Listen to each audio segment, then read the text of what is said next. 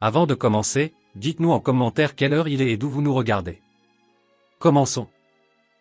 Il avait été convenu, dans les méandres tortueux de son esprit tourmenté et épuisé par des mois interminables de lutte incessante et silencieuse contre une fatalité qui semblait désormais inéluctable et cruelle, qu'il ne devait s'agir, et cela de manière stricte et sans aucune équivoque possible, que d'un unique, bref, solitaire et chaste baiser, absolument rien de plus et certainement rien de moins, avait déclaré l'imposante veuve avec une détermination fragile, vacillante mais qu'elle voulait. Impérieuse, une détermination qui ne souffrait aucune réplique ni aucune négociation, cherchant désespérément et pathétiquement par cette injonction verbale stricte, précise et défensive à imposer une limite rassurante, tangible et infranchissable à cette étrange et inhabituelle transaction commerciale qu'elle proposait en dernier recours pour tenter de sauver ce qui pouvait encore l'être de sa vie en ruine, mais au moment précis, fatidique, suspendu dans le temps et l'espace où elle l'attira. Vers elle avec une force insoupçonnée, brisant d'un coup sec et définitif la distance de sécurité respectueuse et les barrières sociales qu'il avait maintenues toute sa vie d'homme invisible, effacé et solitaire, le fermier se figea sur place comme s'il avait été frappé de plein fouet par la foudre divine, ses défenses intérieures, construites patiemment année après année, s'effondrant instantanément une à une comme un château de cartes fragile soufflé par une tempête soudaine et violente, se retrouvant alors totalement, irrémédiablement, désespérément et délicieusement incapable de s'arrêter à une simple et chaste étreinte protocolaire alors même que la géante, dans un murmure qui ressemblait à une prière, répétait sa condition initiale d'un baiser unique pour sceller leur pacte désespéré.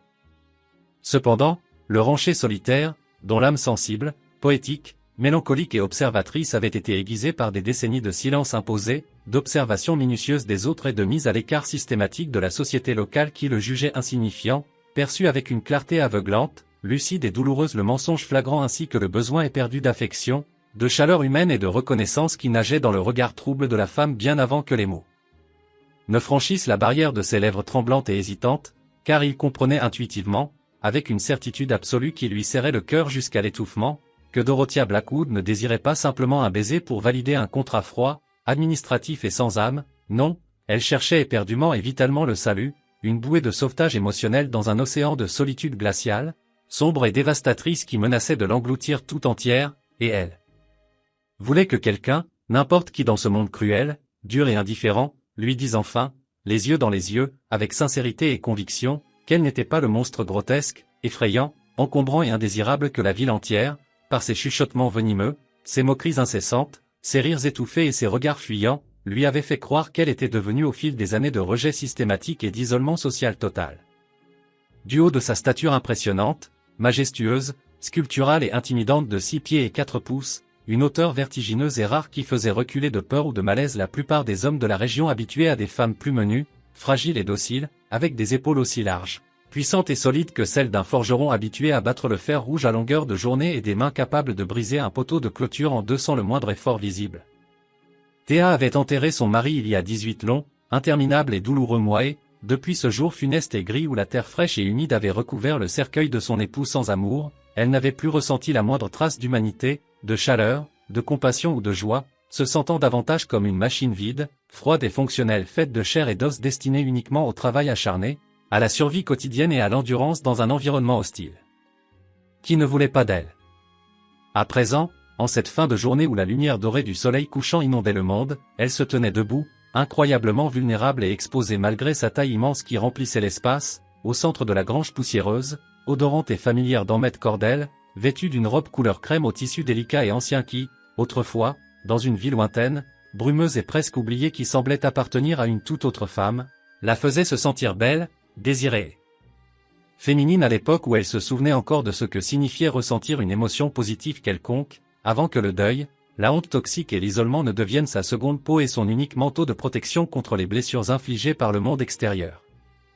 Le rancher solitaire, surpris, choqué et totalement déstabilisé par cette invasion soudaine, audacieuse et inattendue de son sanctuaire privé, leva les mains en signe de choc absolu et de désarroi total, les paumes ouvertes vers l'extérieur comme pour repousser une hallucination trop belle et trop terrifiante pour être vraie, les yeux écarquillés de stupeur et la bouche bée, incapables d'articuler un seul son cohérent ou intelligent, parce que dans leur monde rural rigide, conservateur,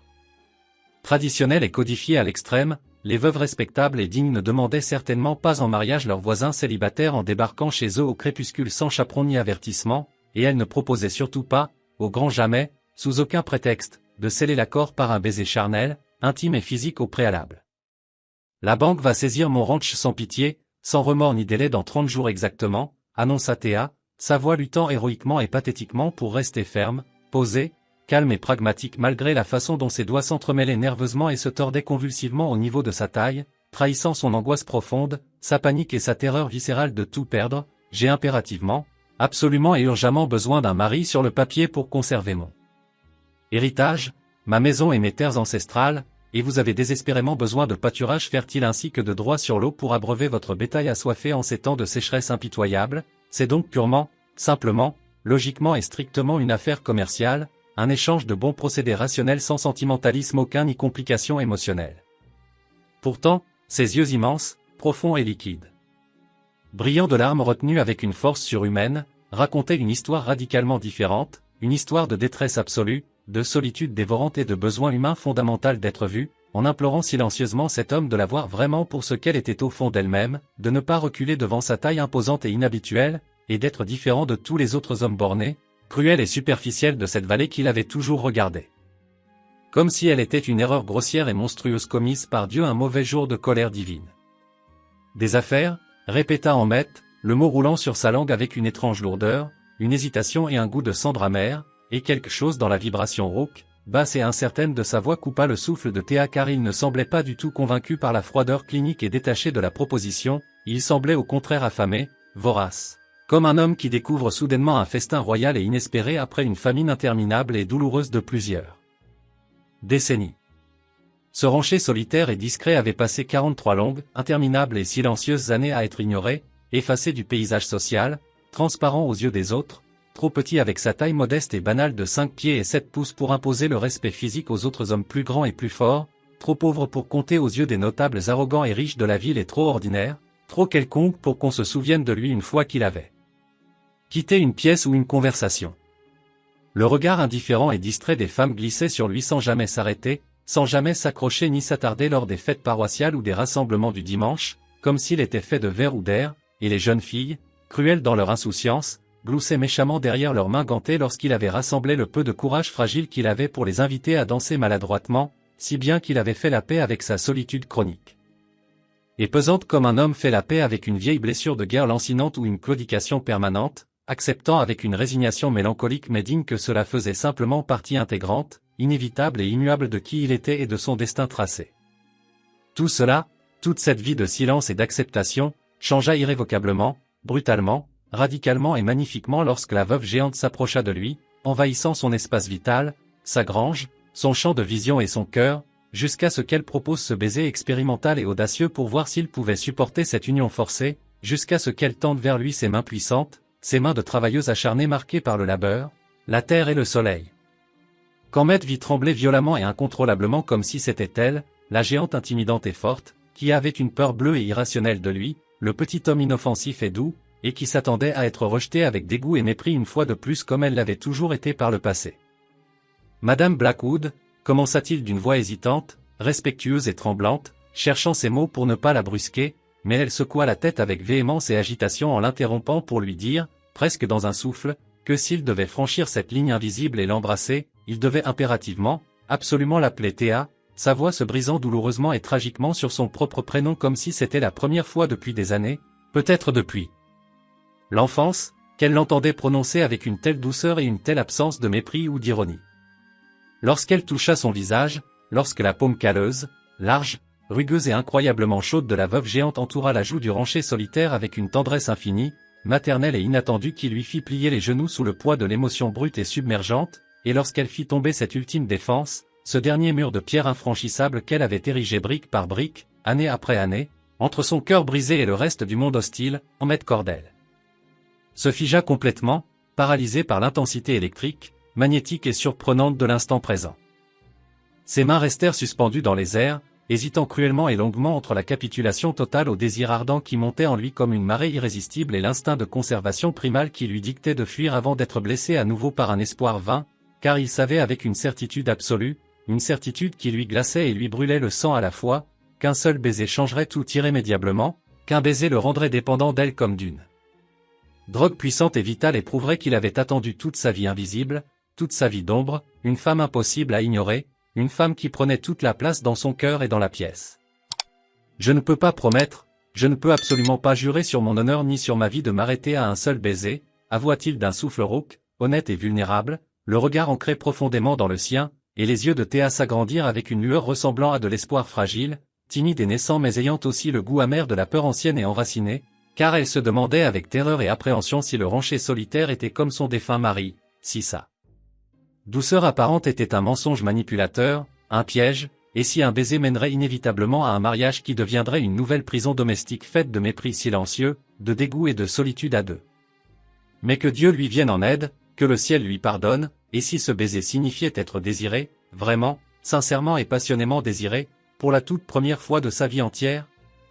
Son pouce effleura la pommette saillante de l'homme avec une délicatesse infinie et la respiration d'Ahmed s'arrêta net alors que la grange, baignée d'ombres allongées et de lumière dorée, sentait le foin séché, la poussière ancienne et le cuir tanné mêlés à l'eau de lavande fraîche et florale qu'elle avait mise, dans un geste d'espoir dérisoire, touchant et féminin, avant de marcher près de 5 kilomètres sur les chemins poussiéreux, caillouteux et fatigants pour demander à un étranger de la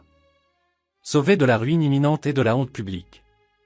Le soleil couchant se déversait à travers les fentes du bois vieilli et patiné de la grange, peignant tout l'intérieur en or liquide, en ambre profond et en rougeoyant, transformant la poussière en suspension en paillettes magiques et féeriques, et dans cette lumière presque divine et irréelle, le visage de Théa paraissait plus doux, plus lisse, plus apaisé et plus jeune, comme la fille innocente, pure et pleine de rêves qu'elle avait été avant que le monde impitoyable et juge ne lui apprenne à avoir honte de son propre corps, de sa taille et de sa propre force naturelle. Mon mari, cet homme que j'ai servi fidèlement, loyalement et sans plainte jusqu'à sa mort, avait l'habitude de fermer les yeux, murmura-t-elle si doucement qu'Ahmed dut se pencher vers elle pour l'entendre, quand il m'embrassait, à chaque rare, brève et pénible fois, il fermait les yeux hermétiquement comme pour se protéger d'une vision d'horreur et je savais, je sentais au fond de mes entrailles et de mon âme, qu'il faisait semblant que j'étais quelqu'un d'autre, quelqu'un de plus petit, quelqu'un de délicat, quelqu'un de normal, quelqu'un qu'il aurait pu aimer. La mâchoire d'Ahmed se crispa si fort que ses dents lui firent mal, ses mains étaient toujours levées et figées mais son corps entier tremblait maintenant d'une rage volcanique, sourde et puissante pour ce qu'on lui avait fait subir, pour cette cruauté silencieuse, perverse et destructrice, et de chagrin immense pour toutes les années gâchées, perdues et volées où elle avait vécu en croyant ne pas mériter d'être regardée en face, en croyant être une erreur de la nature. Théa, dit-il avec une intensité nouvelle, vibrante et autoritaire, et son nom sur ses lèvres fit monter les larmes aux yeux de la femme, des larmes brûlantes qu'elle refusait obstinément de laisser couler par fierté et par habitude de cacher sa peine et sa souffrance au monde. Je vais vous embrasser maintenant, annonça-t-il comme une prophétie inéluctable et solennelle, et je vais garder les yeux ouverts tout le temps, chaque seconde, chaque instant, parce que si je les ferme je manquerai de vous voir, et j'ai déjà perdu 3 précieuses et longues années à ne pas vous dire que vous êtes la plus belle chose, la plus magnifique créature et la plus impressionnante femme que j'ai jamais vue de toute ma misérable et triste existence. La veuve géante laissa échapper un son déchirant, animal, mi-sanglot mi-soupir de soulagement, et sa main glissa de la joue à la mâchoire de l'homme, le tenant fermement, presque douloureusement, pour s'ancrer dans ce moment irréel car elle avait peur que ce ne soit qu'une illusion cruelle, une hallucination de son esprit fatigué, peur de se réveiller seule dans sa maison vide, froide et silencieuse avec l'avis de saisie de la banque sur la table et que tout ceci ne soit qu'un rêve cruel, engendré par sa solitude dévorante et son désespoir.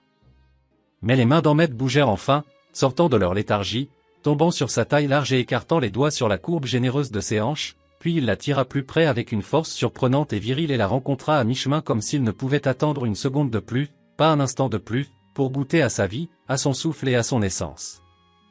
Leurs lèvres se touchèrent et le monde entier s'arrêta de tourner sur son axe, le temps se suspendit, tout devint doux, chaud, vibrant et incroyablement réel, Théa ayant le goût sucré et réconfortant du thé au miel et l'amertume salée du chagrin accumulé, tandis qu'Ahmed l'embrassait avec la ferveur, la passion et la soif d'un homme buvant de l'eau fraîche et pure après 40 ans d'errance dans le désert aride et brûlant de la solitude affective.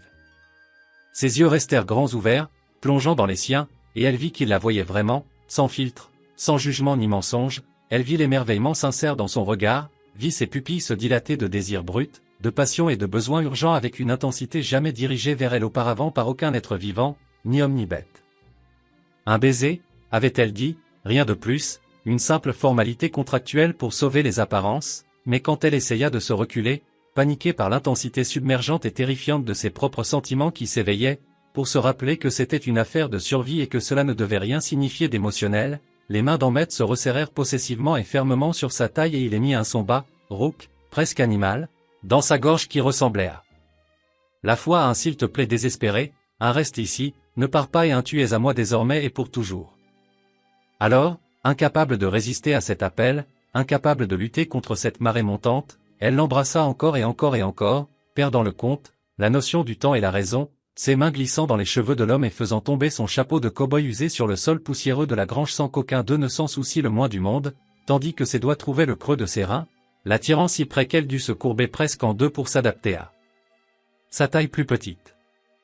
Elle dut enrouler ses bras puissants et protecteurs autour des épaules d'Emmett et le laisser supporter son poids considérable car ses jambes tremblaient trop pour la soutenir, ses genoux s'entrechoquant, et ils s'embrassèrent comme s'ils mouraient de faim, comme s'ils se noyaient dans une tempête en pleine mer et qu'ils étaient la seule bouée de l'autre, comme s'ils avaient été seuls dans le noir si longtemps qu'ils avaient oublié la sensation brûlante et aveuglante de la lumière jusqu'à cet instant précis de collision cosmique et charnelle. Théa souffla Emmett contre sa bouche humide et gonflée, son souffle court, chaud et saccadé, avant d'embrasser sa mâchoire, sa gorge exposée et blanche et l'endroit sensible, secret et délicat juste sous son oreille qui la fit halter et s'agripper désespérément à ses épaules pour ne pas tomber à la renverse. Théa, nous devrions arrêter, nous devrions être raisonnables, mon Dieu vous avez un goût auquel je ne peux résister, murmura-t-il entre deux baisers, mais il ne s'arrêta pas, incapable de se détacher d'elle, aimanté par sa peau, et aucun d'eux ne s'arrêta parce qu'un baiser était déjà devenu 10, et 10 était devenu une confession muette, ardente et totale, et la confession était devenue une promesse sacrée et inviolable qu'aucun d'eux ne savait comment reprendre, annuler ou oublier.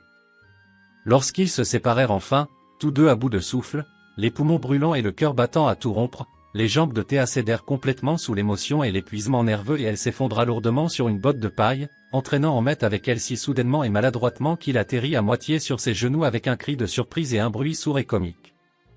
Pendant une seconde terrible, interminable et glaciale, le temps se figea et elle fut paralysée par la honte, la peur et l'humiliation car c'était le moment redouté où il allait réaliser à quel point elle était gauche, encombrante, lourde, ridicule et impossible à aimer pour une femme qui prenait trop de place dans l'espace, mais Emmett, au lieu de la repousser avec dégoût ou de se moquer d'elle, rit simplement, un rire véritable, guttural, franc et joyeux qui résonna dans la grange, et se décala pour s'asseoir correctement à côté d'elle, sa main toujours emmêlée dans la sienne, serrant ses doigts comme s'il avait peur qu'elle ne disparaisse en fumée ou ne s'enfuit s'il la lâchait un seul instant. « Je suis désolé, chuchota Théa, la voix pleine de honte, de regret et de larmes, en essayant de retirer sa main pour se faire plus petite, pour disparaître dans le sol, pour s'effacer, même si elle savait pertinemment que c'était physiquement impossible, je ne le voulais pas, je suis maladroite, je suis désolé, je suis énorme. Ne le soyez pas, jamais, plus jamais, répondit Emmett d'une voix féroce, presque en colère, passionnée, en prenant son visage entre ses deux mains rugueuses pour la forcer à le regarder droit dans les yeux. Ne vous excusez jamais d'exister Dorothea Blackwood, ne vous avisez jamais de faire ça devant moi ou devant quiconque. Son souffle se bloqua dans sa gorge car personne, absolument personne dans sa vie, n'avait prononcé son nom complet comme ça auparavant, avec tant de respect, d'admiration et de révérence, comme si c'était quelque chose de précieux, de rare, valant la peine d'être savouré syllabe par syllabe, alors que son défunt mari l'appelait dédaigneusement Dot pour rendre son nom petit, insignifiant, banal et enfantin car il ne pouvait gérer la réalité imposante et magnifique de qui elle était, et la ville. L'appelait, cette femme Blackwood avec mépris ou juste, la veuve, comme si son identité commençait et finissait avec la mort de son mari et qu'elle n'avait aucune existence propre. Mais Emmett prononça Dorothea comme si c'était une prière sacrée récitée dans une cathédrale silencieuse.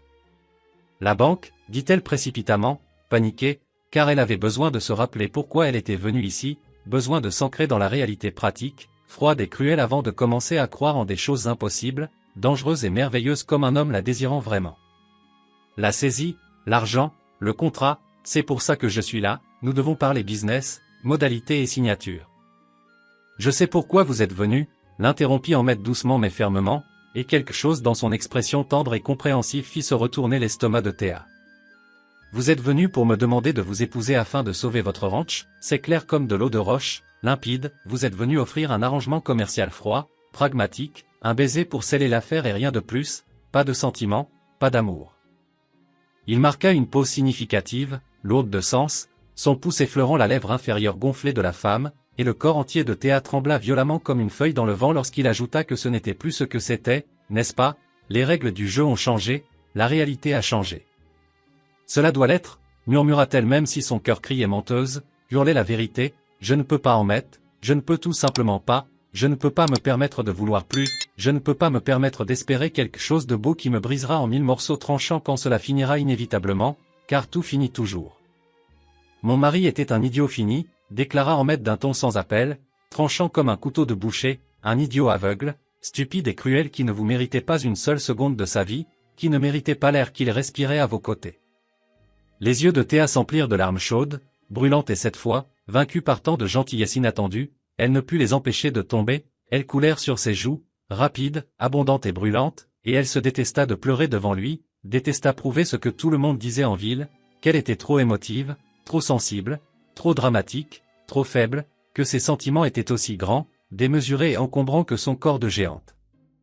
Mais Ahmed la serra simplement contre lui, sans un mot de reproche, tirant sa tête pour la poser sur son épaule solide et la tenant fermement, comme un rempart, pendant qu'elle pleurait toutes les larmes retenues depuis des mois, depuis des années, ses mains frottant des cercles apaisants et réguliers dans son dos large et sa voix murmurant des sons doux, des mots sans suite mais réconfortants qu'elle ne distinguait pas tout à fait mais qu'elle ressentait jusqu'au fond de ses os fatigués et de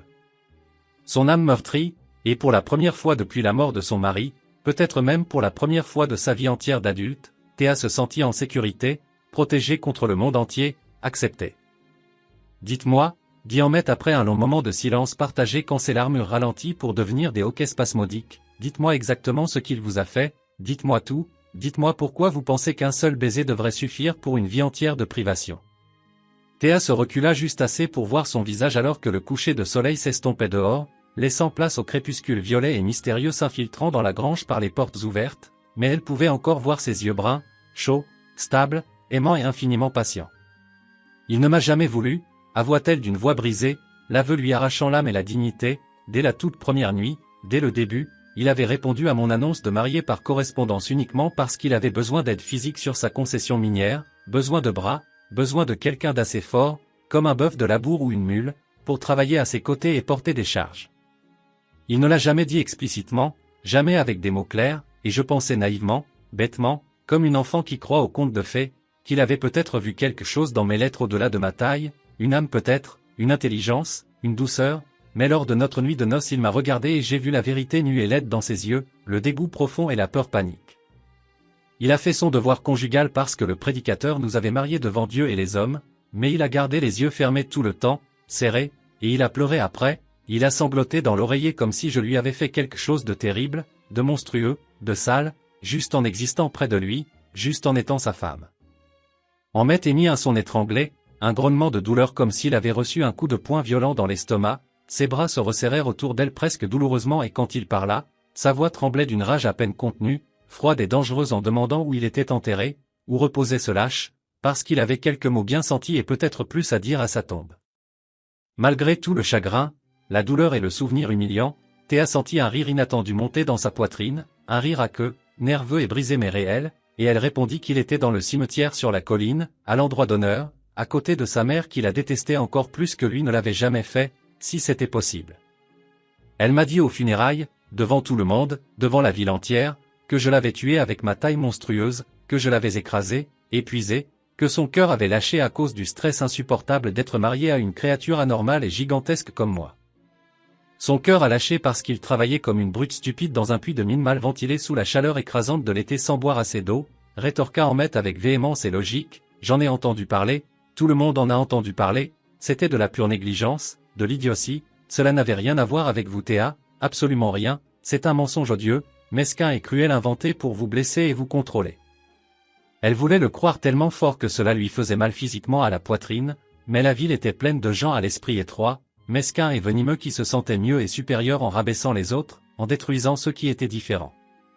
Ahmed ajouta qu'il le savait bien, mieux que quiconque, pour avoir été la cible de leur pitié condescendante et de leurs blagues cruelles toute sa vie, traité de nain, de raté, trop petit, trop pauvre, trop oubliable, insignifiant, mais il avait appris une leçon vitale et salvatrice, que leurs opinions ne définissaient pas qui ils étaient et que seuls eux, au fond de leur cœur et de leur conscience, pouvaient décider de leur identité et de leur valeur intrinsèque.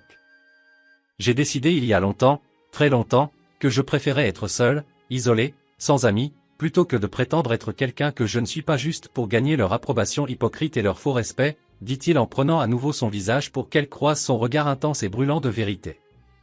Vous avez été seul pendant 43 ans, souligna Théa avec tristesse et compréhension. Je l'ai été, approuva Ahmed sans honte ni regret, et j'étais bien avec ça, je survivais, je m'en contentais, jusqu'à il y a 20 minutes, jusqu'à ce moment précis où vous êtes entré dans ma grange et m'avez rappelé brutalement, violemment, ce que cela fait de vouloir quelque chose, de brûler pour quelque chose, de vouloir quelqu'un de toutes ses forces, de tout son être. Sa voix devint plus basse, intime, secrète et plus rauque lorsqu'il déclara qu'il la voulait elle, uniquement elle, pas ses terres fertiles ni ses droits sur l'eau précieux, pas un arrangement commercial froid où il partagerait un nom de famille et rien d'autre, mais qu'il la voulait dans sa maison, dans son lit chaque nuit et dans sa vie chaque jour, chaque heure.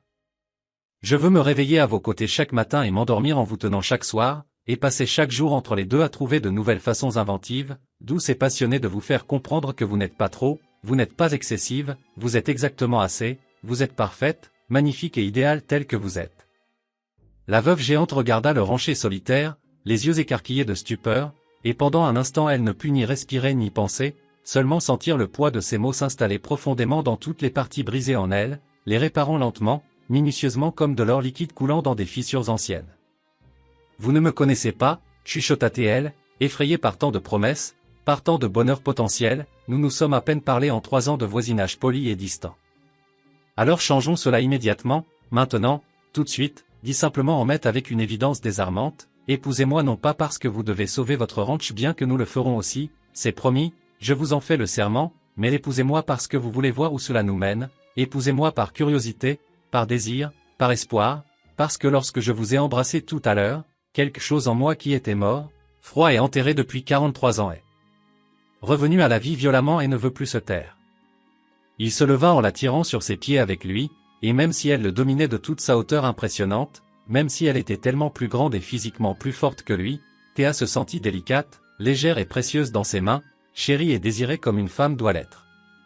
Une condition, dit Ahmed en devenant soudainement très sérieux, le visage grave et solennel, pas de lit séparé, pas de chambres séparées comme des étrangers ou des colocataires, pas de prétention que c'est juste des affaires, si nous faisons cela, nous le faisons pour de vrai, nous le faisons bien, complètement, et nous le faisons ensemble, unis contre le reste du monde. Le cœur de Théa battait si fort qu'elle pensait qu'il allait se briser hors de sa poitrine et s'enfuir, c'était trop rapide, vertigineux, fou et trop risqué, mais quand elle ouvrit la bouche pour dire non par réflexe de défense et se protéger en courant vers sa vie sûre, prévisible et solitaire, ce qui sortit fut un oui tremblant mais audible et définitif. Le mot resta suspendu dans l'air poussiéreux entre eux, vibrant comme une note de musique pure, et le visage d'Ahmed se transforma illuminé par un sourire si large, si radieux et si heureux que Théa put voir l'éclat de sa dent de devant cassée par un coup de sabot de cheval il y a 20 ans, une imperfection charmante qu'elle trouva soudainement adorable, et les rides de rire autour de ses yeux causés par le soleil implacable du Montana. Oui, répéta-t-il comme s'il avait besoin de l'entendre à nouveau pour y croire, pour être sûr qu'il ne rêvait pas éveillé. Oui, dit Théa plus fort cette fois, avec conviction et force, et puis elle riait et pleurait en même temps, un mélange d'hystérie, de soulagement et de joie pure, parce que c'était insensé, totalement fou, absurde, la chose la plus folle qu'elle ait jamais faite de sa vie, mais cela semblait juste, profondément juste, d'une manière que rien n'avait semblé juste depuis des années. Ahmed hurla de joie, poussant un véritable cri de garçon exubérant et sauvage au lieu d'agir comme un rancher d'âge moyen réservé et sérieux, et l'attrapa par la taille pour essayer de la faire tourner dans une danse improvisée et maladroite, mais il ne réussit qu'une demi-rotation avant que les lois immuables de la physique ne lui rappellent qu'elle pesait 70 livres de plus que lui. Ils trébuchèrent tous les deux en riant aux éclats jusqu'à ce que Théa les rattrape avec une main puissante appuyée contre une poutre de soutien, et elle lui dit avec une taquinerie surprenante, légère comme une plume et nouvelle pour elle, qu'ils allaient devoir sérieusement travailler sa technique de danse s'ils voulaient la faire valser. Quand avait-elle taquiné quelqu'un pour la dernière fois? Quand s'était-elle sentie assez légère, assez libre et assez en confiance pour l'humour? J'ai le reste de ma vie pour m'entraîner avec vous, répliqua Ahmed du tac au tac avec un clin d'œil avant de redevenir sérieux, plongeant son regard dans le sien pour lui dire qu'il n'était pas son mari, qu'il ne fermerait jamais les yeux et ne souhaiterait jamais qu'elle soit différente, qu'il l'aimait telle qu'elle était dans toute sa grandeur et sa force. Ses mains encadrèrent son visage, et même s'il devait lever les bras haut pour le faire, cela semblait parfait, naturel, juste, mais il ajouta avec douceur qu'il avait besoin qu'elle lui dise s'il allait trop vite, s'il la bousculait, et que si elle avait besoin de temps ou d'espace pour s'habituer à cette nouvelle réalité, cela n'avait pas à se produire selon un autre calendrier que le sien. La veuve géante regarda le rancher solitaire et quelque chose bougea dans sa poitrine, une fissure sismique, comme la glace se brisant sur la rivière après un long hiver rigoureux, libérant le flot de la vie, et elle chuchota qu'elle ne voulait pas d'espace car elle avait eu 18 mois d'espace vide, froid et silencieux, 18 mois à dormir seul dans un lit trop grand, à manger seul ses repas en silence face au mur et à parler à ses chevaux pour entendre une voix répondre. Je ne veux pas de temps en maître, je veux vivre, je veux me sentir importante pour quelqu'un, je ne veux pas juste prendre de la place inutilement dans le monde comme un meuble encombrant, je veux que ma vie signifie quelque chose au-delà du poids que je peux soulever ou des sillons que je peux tracer dans la terre stérile. Vous comptez, dit Ahmet avec une ferveur brûlante et sincère, vous comptez pour moi, immensément, plus que tout, depuis le jour où je vous ai vu apprivoiser cet étalon noir sauvage que tout le monde disait indomptable, tueur et dangereux, vous lui avez chanté un vieux cantique d'une voix pure et mélodieuse et ce cheval du diable a fondu sous vos mains comme du beurre au soleil d'été, et j'ai pensé à ce moment-là, caché derrière ma clôture, que quiconque pouvait transformer la violence en confiance avec rien d'autre que de la patience et de l'amour était la personne la plus remarquable, la plus forte et la plus belle que j'ai jamais vue. Théa se souvint de ce jour avec une clarté saisissante, de l'étalon terrifié, écumant et violent que son mari voulait abattre sans pitié d'une balle dans la tête, mais elle avait vu un écho de sa propre panique piégée dans les yeux de la bête et avait passé 3 semaines à chanter doucement, assise dans la poussière, jusqu'à ce qu'il la laisse le toucher et poser son front contre le sien.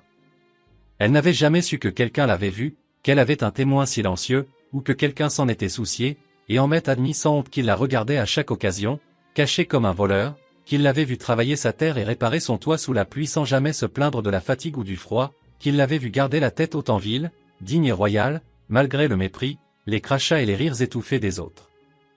Il avoua qu'il avait été un lâche, paralysé par la peur, trop effrayé par ses propres sentiments intenses et convaincu qu'elle ne regarderait jamais un homme insignifiant et petit comme lui, mais maintenant qu'elle était entrée dans sa grange et lui offrait tout ce qu'il désirait en secret depuis des années, il était terrifié à l'idée de se réveiller et de découvrir que c'était un rêve cruel et qu'il était toujours seul.